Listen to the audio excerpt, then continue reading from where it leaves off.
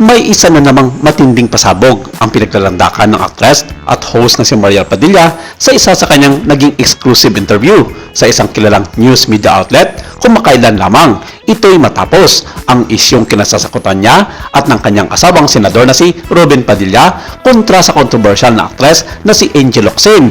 Matatanda ang in-unfollow ni Maria Padilla sina Ann Cortez at Angel Locsin sa Instagram habang isang hakbang na ginagawa niya ilang sandali lamang matapos hayagang punahin ni Angel ang asawa niyang si Senator Robin Padilla na bagay namang ikinabigla ito ng mga fans ng It's Showtime at maging ang mga co-host ni Ann sa nasaming noontime show na sina Vice Ganda, Ani Perez at Bong Navarro. Pumukaw agad ito ng atensyon sa mga It's Showtime fanatics ang pag-unfollow nito na inuugnay nila sa naging viral na pahayag ni Angel Locsin kung saan binatikos nito ang mga kumakailang panindigan ni Senator Robin Hood Padilla sa politika. Ang It's Showtime kung saan sinabi ng mga nakakarami dito na sobra na raw ang pagpapapansin at kayabangan ni Mariel sa publiko.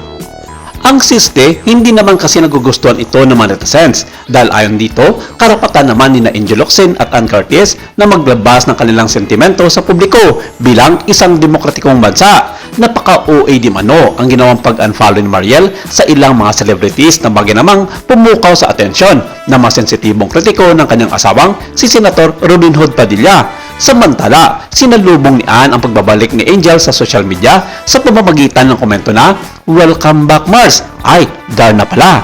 Sa mundo ng showbiz, madalas tawaging Darna o Narda si Angel dahil sa kanyang iconic na pagganap bilang superhero sa 2005 TV series na Darna. Sa kwento, si Narda ay isang mapagkumbabang dalaga na nagiging makapangyarihang Darna. Isang papel na naging tatak na ni Angel at nagpatunay sa kanya bilang isa sa mga pinaka-hindi malilimutang gumanap sa nasabing karakter. Dahil dito, pinuna ng mga netizens ang nasabing naging interview ni Mariel sa media na pinagdalandakan ito na hindi niya nagugustuhan ang naging reaksyon ng tatlong kilalang host ng isang noontime show. Sa kanyang nakakagulat na pagbanggit, "Nakarama na sa inyo yan, MTRCB," tila sina Vice, Ami Perez, Bong Navarro at lahat ng bumubuo ng nasabing noontime show ang kanyang pinapatamaan dito sa kabila na hindi niya ito pinangalanan at nabanggit sa kanyang naturang interview. Ito ay may kaugnayan sa naging desisyon kumakailan lamang ng MTRCB na suspindihin ang It's Showtime dahil sa isang issue.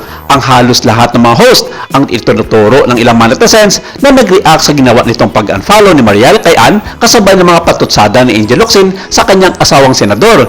Hindi nagtagal, napansin ng mga tagahanga na hindi na sinusundan ni Mariel sina Ann at Angel sa Instagram na nagdulot ng mga haka-hakang may kaugnayan ito sa kontrobersiyang kinasasangkutan ni Senator Robin Hood Padilla. Wala pa sa alinman kina Angel at Ann ang nagpayag ng kanilang reaksyon tungkol sa nasabing banat ni Mariel sa kanilang mga kasamahang host na It's Showtime at maging sina Vice Ganda, Ami at Bong Navarro ay wala pang naging komento sa bagong banat sa kanila ni Mariel sa social media.